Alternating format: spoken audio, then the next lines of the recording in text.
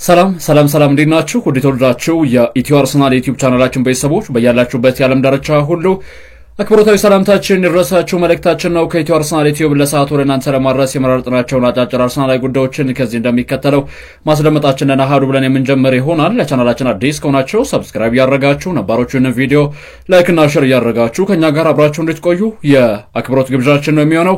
ወደ ተቀዳሚ መረጃዎቻችን ከማምራታችን በፊት ግን ዛሬ ወደ እናንተ ለማድረስ የመረጥናቸውን ጉዳዮች ዋና ዋና ነጥቦችን ላስተዋውቃችሁ። አርሰናል የቶማስ ፓርቲ ቆይታ በኤምሬትስ ሰማይ ስር የተረጋገጠ አለመሆኑን ተከትሎ አዲስ ተጫዋች ምልመላ መግባቱም ተገልጿል። በፕሪሚየር ሊጉ ልምድ ያለው አማካኝ ከአርሰናል ጋር ስሙ ተያይዟል። ይህ ተጫዋች ማን ነው? በዝርዝር የምታደምጡ ጉዳይ ይሆናል። ሌላኛው ጉዳይ የአርሰናል እግር ኳስ ክለብ የበላይ ጠባቂዎች በማጥቃት ዞን ላይ የሚሳተፉ ተጫዋቾችን በይፋው የዝውውር ኢላማቸው ውስጥ አስገብተው እንደነበር ይታወቃል። ቤንጃሚን ሴስኮ፣ ቪክተር ዮኬሬሽ እና ኦሊ ዋትኪንስ በአርሰናል ይፋው የዝውውር ኢላማ ውስጥ የነበሩ አጥቂዎች ናቸው። ለአንድ ተጫዋች ግሪን ላይት ስለማሳየቱም ተገልጿል። ይህ ተጫዋች ማን ነው? በዝርዝር የምታደምጡት ሌላኛው ጉዳያችን ነው። በግብ ጠባቂ ቦታ ላይ የሚሳተፈው የኬፓ አሪዛባላጋና የአርሰናል ጉዳይ ከምን ደረሰ የሚሉትንም እንደዚሁም የምናነሳሳ ይሆናል። አብራችሁን ቆይታ ስታደርጉ እነዚህና ሌሎች አርሰናላዊ ጉዳዮችን በዝርዝር የምታደምጡ ይሆናል። ይህ ኢትዮ አርሰናል ዩቲዩብ ቻናላችን ነው። ሰብስክራይብ ያደርጋችሁ አብራችሁ እንድትሆኑ በአክብሮት እንጋብዛለን። ወደ ተቀዳሚ ጉዳያችን በቀጥታ የምናመራ ይሆናል። ጋናዊ ኢንተርናሽናል ቶማስ ፓርቲ በአርሰናል ቤት እንግዲህ ላለፉት አመታት ወጥ የሚባሉ ብቃቶችን እያሳዩ ከነበሩ የመድፈኞቹ ተጫዋቾች መካከል አንደኛው እንደነበር ይታወቃል። ታዲያ ይሄ ጋናዊ አማካኝ እንግዲህ በአርሰናል ቤት ያለው ቆይታ ሰኔ 30 ላይ ይገባደዳል። ሰኔ 30 ላይ ኮንትራቱ ሲጠናቀቅ ታዲያ ይህንን ጋናዊ አማካኝ ለማስፈረም አትሌቲኮ ማድሪድ፣ ባርሴሎና ብሎም ደግሞ ሌሎች ክለቦችም የተጫዋቹ ፈላጊ ሆነው ብቅ ማለታቸው ይታወቃል። አርሰናልም ከተጫዋቹ ጋር እንግዲህ ረዘም ላሉ ጊዜያቶች ድርድሮች ሲያደርግ ቆይታ ካደረገ በኋላ አሁን ላይ አንዳንድ መረጃዎች እንደሚያሳዩት ከሆነ የአርሰናል እግር ኳስ ክለብና ቶማስ ፓርቲ ለመስማማት ብዙ እንደሚቀራቸውም እንደዚሁም መረጃዎችም እያመላከቱ ይገኛሉ። እናም አርሰናል ግን በአማራጭነት አሁን ላይ የማርቲን ዙቢሜንዲ ፊርማ መጠናቀቁን ተከትሎ ኦሬዲ ያው ይፋ መሆን ብቻ ነው የሚቀረው። እኛ ምናልባት ይህንን መረጃ አዘጋጅተን ወደ እናንተ እያደረስን በምንገኝበት ሰዓት ላይ ምናልባት ይፋም ሊደረግ የሚችልበት አጋጣሚ አለና የማርቲን ዙቢሜንዲ ፊርማ እንግዲህ ቶማስን ለመተካት እንዳልሆነና ቶማስ ፓርቲ በርግጥ የአርሰናል የዝውውር ኢላማዎችን እንግዲህ ከተመለከትን ከሱ የተሻሉ ናቸው አይደሉም የሚለውን ጉዳይ ለማገላበጥ እንደው ጥረቶችን ስናደርግ እውነት ለመናገር እኔ በዚህ ሰዓት ላይ ከቶማስ ፓርቲ የተሻለ ዲፌንሲቭ ሚድፊልደር እንደሆነ ምናልባት ዓለም ላይ ፈልጋችሁ በብዙ መልኩ ልታገኙ አትችሉም። አሉ ተጫዋቾች የሉም እያልኩ አይደለም፣ ግን ደግሞ ፕሪሚየር ሊጉን የለመደ ፕሪሚየር ሊጉ አዲስ አይደለም ቶማስ ፓርቲ። ይህንን ተጫዋች እንግዲህ ከአርሰናል የሚያጣው ከሆነ ደግሞ ሌላኛው የፕሪሚየር ሊጉ ልምድ ያለውን አማካኝ እንግዲህ ወደ ቡድን ስብስቡ መቀላቀል በሚችልበት ጉዳይ በዋነኛነት አበክሮ እየሰራ ይገኛል የሚሉ ዘገባዎችም ተሰምተዋል። ይህ ተጫዋች ታዲያ እንግዲህ ማን ነው የሚለው ጉዳይ ነው በዋነኛነት የሚጠበቀው። ከብሬንፎርድ እግር ኳስ ክለብ እንግዲህ የአማካኝ መስመር ሰላፊ ተጫዋች ሆኖን ክርስቲያን ኖርጋርድን አርሰናል በይፋዊ የዝውውር ኢላማቸው ውስጥ አስገብተውታል። በኢላማቸው ውስጥ ማስገባት ብቻ አይደለም እንግዲህ ቶማስ ፓርቲን በመተካት ደረጃ የተዋጣለት ተጫዋች ሆናል የሚል ቅድመ ግምትም እንዳላቸው የአርሰናል እግር ኳስ ክለብ የበላይ ጠባቂዎችንም እምነት እንደዚሁም በዚህ ጉዳይ ላይ በዋነኛነት ተመልክተናል። ሚረር ይህንን ዘገባ ይዞ ሲወጣ እንግዲህ ታዲያ በአርሰናል ቤት እንግዲህ ኮንትራቱ የሚጠናቀቀው ቶማስ ፓርቲ ሲለቅ ክርስቲያን ኖርጋርድ ያን ቦታ ለመተካት ዋነኛ ተመራጭ ተጫዋች ነው ብሏል። ግን ክርስቲያን ኖርጋርድ የቶማስ ፓርቲን ቦታ በትክክል መተካት የሚችል ተጫዋች ነው ወይስ አይደለም የሚለውን ጥያቄው ለእናንተ ልተውላችሁ። ግን ደግሞ ክርስቲያን ኖርጋርድ ባለፉት የውድድር ዓመታት በእንግሊዝ ፕሪሚየር ሊግ ጥሩ የሚባሉ ብቃቶችን ከሚያሳዩ ተጫዋቾች መካከል አንደኛው ተጫዋች እንደሆነ ምንም ጥያቄ የሚነሳበት አይነት ልጅ አይደለም። እውነት ለመናገር የሚባሉ ብቃቶችን ከአመት አመት ከሚያሳዩ ተጫዋቾች መካከል አንደኛው ነው። እኔ በግሌ ባለፉት አመታት እንደው በትልቅ ክለቦች እንመለከተዋለን ብዬ ከገመትኩት እንደዚሁም ደግሞ ምናልባት ጥሩ ፐርፎርማንስን በቀጣዮቹ አመታት ያሳያሉ ብዬ ተስፋ ጥየባቸው ከነበሩ ልጆች መካከል አንደኛው ይሄ ልጅ እንግዲህ ክርስቲያን ኖርጋርድ ነበርና የብሬንፎርድን ጨዋታ ከተመለከታችሁ ትኩረት የሚስብ ወይም ደግሞ አይን ውስጥ የሚገባ አይነት ተጫዋች እንደሆነ በደንብ ተመልክተናልና አርሰናል ይህንን ተጫዋች እንግዲህ ለማስፈረም ምናልባትም ማሰቡ በራሱ ጥሩ ነገር ነው ብዬ የማስበው ጉዳይ ነው እና የዝውውር እንቅስቃሴው የሚሳካ ከሆነና የሚጠናቀቅ ከሆነ ለአርሰናል እግር ኳስ ክለብ እውነትም ትርፍ ሊሆን ይችላል። ክርስቲያን ኖርጋርድ አስደናቂ የሚባል ብቃትን የሚያሳይ ተጫዋች ነው። ኳስን የሚነጥቅበት መንገድ እንደዚሁም ደግሞ አደራጅቶ ወደፊት ኳስን የሚያስቀጥልበት መንገድ በአንድ ለአንድ ግንኙነት ከዛ ማለፍ ሲል ደግሞ የአየር ላይ ኳሶችን የሚያሸንፍበት መንገድ ይሄ ዲስትሮየር የምንለው አይነት ተጫዋች እንደሆነ በደንብ ተመልክተናል። የክርስቲያን ኖርጋርድና የአርሰናል እግር ኳስ ቡድን እንግዲህ ይዋሃዳሉ ወይስ አይዋሃዱም በቀጣይ የሚጠበቅ ዋነኛ ጉዳይ ነው። ግን ደግሞ ዝውውሩን እንደዚሁ ከሚረር አገላብጠን ተመልክተናል። ለዚህም እንግዲህ እንደ መረጃው እናንተ አደረስነው። ሌላኛው ጉዳያችን የቤንጃሚን ሼሽኮ ጉዳይ ነው። አርሰናል ቤንጃሚን ሼሽኮን እንግዲህ ወደ ቡድን ስብስቡ ለመቀላቀል በርካታ የሚባሉ ስራዎችን ይሰራ እንደነበር፣ ረጅም ርቀቶችን ሲጓዝ እንደነበር፣ ከዛ ማለፍ ሲል ደግሞ ጠንካራ የሚባሉ ሂደቶችን ሲከተሉ እንደነበር ይታወቃል አይደለ? የአርሰናልና የቤንጃሚን ሼሽኮ ዝውውር እጅግ በጣም አሰልቺ በሚባል መልኩ ስንሰማው ነበር። አንዳንድ የመረጃ ምንጮች አሁን ምን እያመላከቱ መሰላችሁ? ምናልባት ታማኝነታቸው ምን ያክል ነው አላቅም፣ ግን ደግሞ መረጃውን እንደ መረጃ ብቻ ልንገራችሁ። የአርሰናል እግር ኳስ ክለብና የቤንጃሚን ሼሽኮ ስም በሰሞኑ ቀን ትንሽ ጋፕ የተፈጠረ ወይም ደግሞ እንደ ቅሬታ አይነት ነገሮች የተነሱበት የሚገኘው አርሰናል በሚያደርጋቸው የድርድር እንቅስቃሴዎች ፋይናንሱን ተንተርሶ ፋይናንሱን መሰረት አድርጎ ነው። ታዲያም የላይፕዚግ እግር ኳስ ክለብ ጠባቂዎች ወይ የበላይ ጠባቂዎች ማለት ነው ከተጫዋቹ ጋር በተገናኘ የሚያነሷቸው ጥያቄዎች ከፍተኛ የተጋነኑ ክፍያዎችን ይፈልጋሉ። በዚህም አርሰናል በፋይናንስ ምክንያት እንግዲህ ዝውውሩ ተቀዛቅዟል። የሼሽኮ ወኪል እንደዚሁም አርሰናል ሊከፍለው ካሰበው እጅግ የላቀ ኮንትራትና ገንዘብ ይፈልጋሉ የሚለውን ጉዳይ እንግዲህ በጣም በርካታ የመገናኛ ብዙሃኖች እየዘገቡት ነው የሚገኘው። ታዲያ አርሰናል ሌሎች ቀዝቀዝ ያሉ አማራጮችን እየተመለከቱ ይገኛሉ። ይህንን በዋነኛነት እንግዲህ የቪክተር ዮኬሬሽ ጉዳይ ነው። አርሰናል በተጫዋቹ ላይ ፍላጎት አለው። ተጫዋቹ ደግሞ ለአርሰናል ያለውን ፍላጎት ለአርሰናል ያለውንም ፍቅር የአርሰናል ሰዎች ጥንቅቅ አድርገው ያውቃሉ። በዚህም ቪክተር ዮኬሬሽ ወደ አርሰናል እንዲያመራ ለማድረግ አርሰናል ስፖርቲንግ ዳይሬክተር አንድሪያ ቤርታ አሁን ለተጫዋቹ ግሪን ላይት ሰጥቷል ተብሏል። እንግዲህ ለተጫዋቹ ፍቃድ ሰጥቷል የሚሉ መረጃዎችም ከተሰሙ በኋላ እንግዲህ የአርሰናል እግር ኳስ ቡድን በዋነኛነት በቀጣይ ዓመት የማጥቃት እንቅስቃሴውን ማን ይመራዋል ከተባለ ምንም ጥያቄ የለውም የቪክተር ዮኬሬሽ ጉዳይ በዋነኛነት የሚነሳ ጉዳይ ነው። ቶክ ስፖርት ይህንን ዘገባ እንግዲህ ያረጋግጧል። በእርግጥ አለ ከዚህ በፊት የነበረው እንግዲህ በኮቬንትሪ ሲቲ ቤት በሻምፒዮንሺፑ ያሰለጠነው የቀድሞ የኤቨርተን አሰልጣኝ የነበሩት ሾንዳይች በተጫዋቹ ብቃት ጉዳይ እንግዲህ ተናግረው ነበር አንድ ንግግርና ይሄ አጥቂ እጅግ አስደናቂ የሚባል አጥቂ ነው። ነገር ግን ልጁ አሁንም ቢሆን በክለቡ ደረጃ በአርሰናል ቤት ማለት ነው ጥሩ የሚባሉ እንቅስቃሴዎችን ያሳያል። እኔ ይህን ልጅ በሻምፒዮንሺፑ ተመልክቼዋለሁኝ።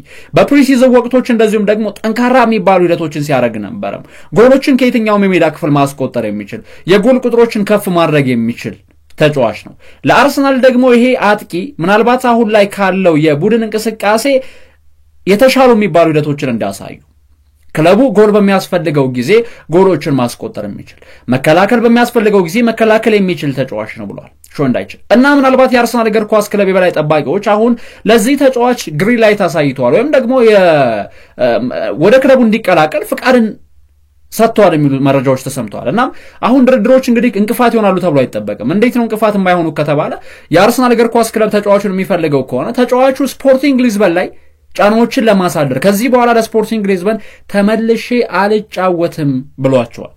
እንደዚህ የሚላቸው ከሆነ እንግዲህ ተጫዋቹ የአርሰናል እግር ኳስ ክለብን መቀላቀል የሚቀር ጉዳይ አይደለም። በማጥቃት ዞን ላይ አርሰናል ብዙ አማራጮችን ተመልክቷል። እኔ ኦሊ ዋትኪንስን ተመልክቷል፣ ቤንጃሚን ሼሽኮን ተመልክቷል፣ ቪክተር ዮኬሬሽን ተመልክቷል። ስለዚህ ከነዚህ ተጫዋቾች መካከል አንደኛውን ማግኘት መቻል አለበት፣ ምንም ጥያቄ የለውም። አንደኛውን ማግኘቱ የሚቀር ጉዳይ አይደለም። አንዳንዴ ይዘገያል እንጂ አህያ የጅብ ነች ይባላል አይደለ? ይዘገያል እንጂ አርሰናል አጥቂ ማስፈረሙ አይቀርም። ይዘገያል እንጂ አርሰናል ወደ ቀድሞ ዝናው፣ ወደ ቀድሞ ገናናነቱ፣ ወደ አሸናፊነቱ፣ አልበገር ባይነቱ ወደ እነዛ ጊዜያቶች መመለሱ የሚቀር ጉዳይ አይደለም። የተመለከትን ያለነው ፍንጭም ይሄን ነው የሚያሳየው አይደለ? የ9 ቁጥር አጥቂ ቦታ ላይ አሁን ይውላችሁ ደጋፊዎች ተሰላችተዋል። ስቲል እኔ ግላዊ ምልከታ የምትጠይቁኝ ዜናዎችን ለመስራትም ስቲል እስከ መሰላቸት የሚያደርሱ መረጃዎች አሉ።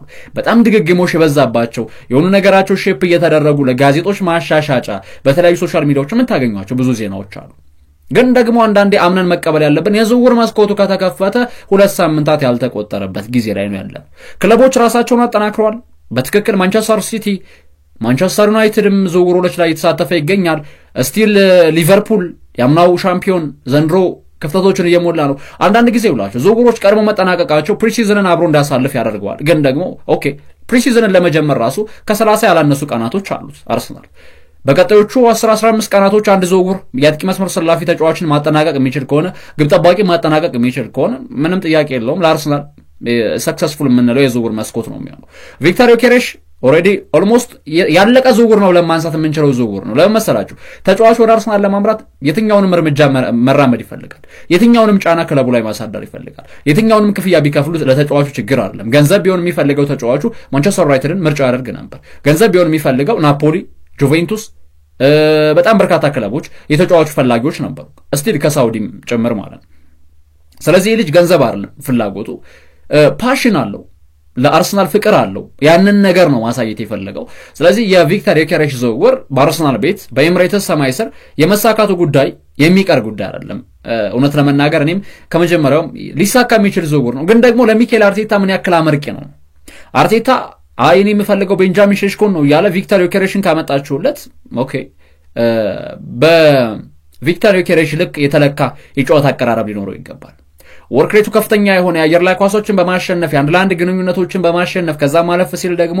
ክሊኒካል የሚባል ስትራይከር ማደግ መጎልበት የሚችል ተጫዋች ነው ቪክተር ዮኬሬሽ ምንም ጥያቄ የለውም ቀጣዮቹ 4 እና 5 ዓመታትን ለአርሰናል ወጥ በሚባል በቃት ማገልገል የሚችል ተጫዋች ነው ስለዚህ ዳርማቶች ላልተጠናቀቀ ዝውውር ያን ያክል ዲቴል መግባት ያስፈልገው ግን ደግሞ አርሰናሎች ግሪን ላይት ለተጫዋቹ ስለማሳየታቸው ነው መረጃዎችም ያመላከቱ የሚገኘው አርሰናል እንደዚሁም ደግሞ በዝውውር መስኮቱ ላይ እንግዲህ ግብ ጠባቂ ለማስፈረም ዋነኛ ኢላማው ነው ኔቶ ተመልሷል ወደ እናት ክለቡ ስለዚህ የቸልሲው ግብ ጠባቂ ኬፓ አሪዛባላጋ ወደ አርሰናል የሚያደርገው ዝውውር እንግዲህ በዋነኛነት የሚጠበቅ የዝውውር እንቅስቃሴ እንደሆነ ይታወቃል እናም ታዲያ እንግዲህ አርሰናል የኬፓ ዝውውር እንዳለቀ እንደዚሁም ደግሞ ምንም ያን ያክል የሚያስጨንቃቸው ጭንቀት ውስጥ የሚከት ጉዳይ እንደሌለ ፋብሪዚዮም ይፋ አድርጓል ኬፓ ወደ አርሰናል ተዛውሮ እንግዲህ የራያ ተፎካካሪ ለመሆን ዝግጁ እንደሆነና እንደዚሁም በአርሰናል ቤት አዲስ አብዮትን እንደዚሁም ራሱን ፈልጎ ለማግኘት የቀድሞውን ኬፓ አሪዛባላጋ በተለይ ወደ ቸልሲ ከማምራቱ በፊት የነበረውን ኬፓን መመለስ ይፈልጋል ብሏል እንደ ፋብሪዚዮ ዘገባ ከሆነ እንግዲህ ኬፓ ወደ አርሰናል ተዛውሮ የራያ ተፎካካሪ መሆን ብቻ ሳይሆን የአርሰናል ቁጥር አንድም ለመሆን የሚያገኛቸውን ድሎች መጠቀም ይፈልጋል ሚኬል አርቴታ አማራጮች ይበዙለታል በነገራችን ላይ ጥሩ የሚባሉ ተጫዋቾች ሲኖሩ በቻምፒየንስ ሊግ አንዱ ልታጫውት ይችላል በፕሪሚየር ሊግ አንዱ ልታጫውት ይችላል አይ ቁጥር አንድ ግብ ጠባቂን በቻምፒየንስ ሊግና በፕሪሚየር ሊግ አጫውታለሁ ካል ኤፍኤ ካፕ ካራቦ ካፕ የሚባሉ ድድሮች ላይ ደግሞ ሌሎች ግብ ጠባቂዎችን መጠቀም ትችላለህ ግብ ጠባቂ ሲጎዳ ወይም ሲቀጣ ብቻ አይደለም አፈራርቆ መጠቀምና ሚኬል አርቴታ ያንን ነገር መጠቀም የፈለገ ይመስላል ሌላው እንግዲህ ሌላኛው መረጃችን የሚሆነው የሮድሪጎ ጉዳይ የዚህ ልጅ ጉዳይ እንግዲህ ብዙ አሰልቺ ሆኗል ያው አሁን ደግሞ ቪኒሲየስ ጁኒየር በሪያል ማድሪድ ቤት ኮንትራቱን ሊያራዝም ነው ስለዚህ ኮንትራቱን የሚያራዝም ከሆነ ቪኒ የሮድሪጎ ጉዳይ ቆፍ ላይ የሚቆይ ነው የሚሆነው ስለዚህ አርሰናል እንግዲህ ሮድሪጎን ለማስፈረም ንግግሮችን አሁንም ቢሆን አጠናክረው መቀጠል ይፈልጋሉ ተጫዋቹም እንደዚሁም የአርሰናል እግር ኳስ ክለብ መቀላቀል ይፈልጋል በትሮሳርድና በማርቲኔሊ ቦታ ነው የሚጫወተው ስለዚህ ወደ አርሰናል ቢመጣ በሊስት 11 ውስጥ መካተት እንደሚችል በደንብ ያውቃል በዚህ እንግዲህ የአርሰናል እግር ኳስ ክለብ ይፋው የዝውውር ኢላማ ውስጥ የገባ ተጫዋችም ሆኗል ሌላው ክሪስቲያን ፓላሱ ተጫዋች ኤብሪቼዜን ይመለከታል እንግዲህ ኤብሪቼዜን ለማስፈረም በሚደረገው እንቅስቃሴ ክሪስቲያን ፓላስ ከዚህ በፊት ከጠየቁት ገንዘብ እንግዲህ ነቅነቅ እያሉ ይገኛሉ ያ ማለት 68 ሚሊዮን ፓውንድ አካባቢ ለተጫዋቹ ወይም ደግሞ ለኤብሪቼዜ የዝውውር እንቅስቃሴ እንደሚፈልጉ ይታወቃልና በነገራችን ላይ ኤብሪቼዜ በአንድ ወቅት በተናገረው ንግግር ለአርሰናል እግር ኳስ ክለብ መጫወት የኔ የእግር ኳስ ትልቁ ስኬቴ ወይም ደግሞ ትልቁ ድሪም ምንድነው ካላችሁኝ ለአርሰናል መጫወት ነው ብሎ ነበር ኤብሪቼዜና አይንንም ተጫዋች እንግዲህ ከአርሰናል እየተመለከቱት ይገኛሉ በዋነኛነት ግን አሁን ላይ ቅድሚያ የሚሰጧቸው ዝውውሮች አሉ ኤብሪቼዜን ግን ምናልባት የዝውውር መስኮቱ መጨረሻ አካባቢ ላይ አርሰናል ወጭና ገቢዎቹን ከለየ በኋላ ወደ ቡድን ስብስቡ ሊቀላቀሉ ይችላል የሚሉ መረጃዎችም ተነስተዋል ጁሊያን ቲምበር በውድድር ዓመቱ ላይ አስደናቂ ብቃትን ያሳየው የመድፈኞቹ ተከላካይ አርሰናል በክረምት የዝውውር መስኮት እንግዲህ በጣም በርካታ ተጫዋቾችን የምናገኝ ይመስለኛል ምክንያቱም ባለፈው የውድድር ዓመት ላይ እንግዲህ ብዙ ጉዳቶች አሰቃይተውን ነበር አሁን ላይ እንግዲህ በክለባችን ውስጥ ጥሩ የሚባሉ ቡድናዊ መዋቅሮችን የተነቃቃ የእግር ኳስ ፕሮጀክትም ስላለ በዚህ ቡድን ውስጥ እንግዲህ ጥሩ የሚባሉ ልጆችንም ማግኘታችን የሚቀር ጉዳይ አይደለም የሚል አስተያየቱንም ሰጥቷል የቀድሞ ማንቸስተር ዩናይትድ ተጫዋች የነበረው ሪዮ ፈርዲናንድ አንድ አስተያየትን ሰጥቷል አርሰናል እንደ ማንቸስተር ዩናይትድ አይነት ጫና ያለበት ክለብ አይደለም የሚል አስተያየቱን ሰጥቷል ያ ማለት እንግዲህ ምን ማለት ነው የተባለው ሪዮ ፈርዲናንድ የአርሰናል ባጅም ያን ያክል ከባድ አይደለም እንደ ማንቸስተር ዩናይትድ ተጫዋቾች ማንቸስተር ዩናይትድን ተቀላቅለው የማይሳካላቸው ክለቡ ታሪኩ ዝናው ከባድ ስለሆነ ነው አርሰናል ግን እንደ ማንቸስተር ዩናይትድ ከባድ የሚባል ጫና የሚደርስበት ክለብ አይደለም በዚህም ተጫዋቾችን የትኛውም ተጫዋች ቢያስፈርም ወደ ቡድኑ ቢመጣ ሊሳካለት ይችላል እንደ ማንቸስተር ዩናይትድ ፌል ያደርጉም ተጫዋቾች የሚል ሐሳብንም የሰጠበት ጉዳይ ብዙዎችን እያነጋገረ ይገኛል እናንተስ ምን ታስባላችሁ ሪዮ ፈርዲናንድ የተናገረው ንግግር ምናልባት በምን አይነት አውድ የሚፈታ ይመስላችኋል በተለይ አሁን ላይ ማንቸስተር ዩናይትድ ካለበት ደካማ እንቅስቃሴ አንፃር አርሰናል እንደ ማንቸስተር ዩናይትድ አይነት ጫና ያለበት ክለብ አይደለም እንደዚሁም ደግሞ የአርሰናል ባጅ የማንቸስተር ዩናይትድን ያክል ከባድ አይደለም ሲል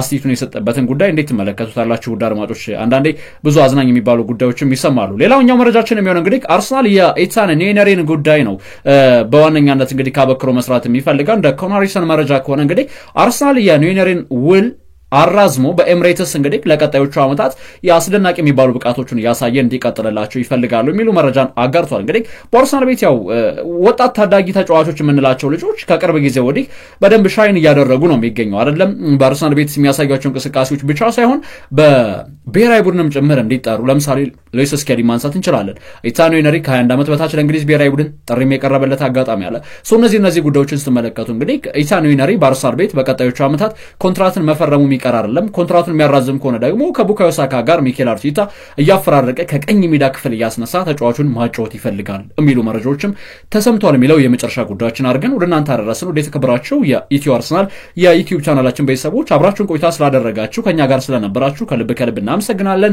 ለቻናላችን አዲስ ሆናችሁ አሁንም እንደወትሮው ሁሉ ላይክ እና ሼር ሰብስክራይብ ማድረጋችሁ እንዳዘነጉ መልካም ጊዜ በያላችሁበት